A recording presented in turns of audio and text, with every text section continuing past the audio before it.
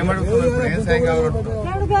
చెప్పు, ఏం కావాలి? పంటకు పైసలు ఏమన్నా తినేదానికి లేకుండా అయిపోయింది సార్. మాకు మొత్తం మునిగిపోయింది. ఏమైనా ఇస్తారా?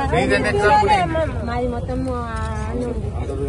అందరినీ కలిసి మునిగిపోయింది.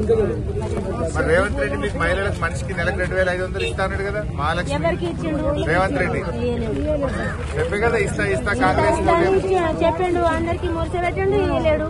4,000 పింఛన్ ఇస్తా అన్నాడు.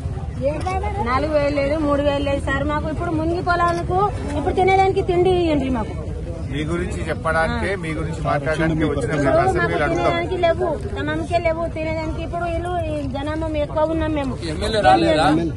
ఎమ్మెల్యే వస్తాం సార్. ఇప్పుడు నిన్న దిగింది వర్షం, ఇది నీళ్లు 3 రోజులే దిగింది. వచ్చింది నుంచి వర్షం వచ్చింది నుంచి ఇప్పుడు ఏం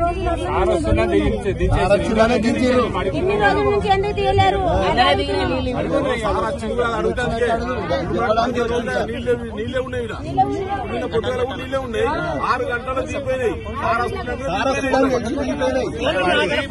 ప్రభుత్వం నుంచి ప్రతి ఎకరానికి డబ్బులు ఇవ్వాలని మీ తరఫున మాట్లాడడానికి వచ్చినాం. రేపు అసెంబ్లీలో కూడా అడిగి మీకు సాయం జరిపేది చేస్తాం.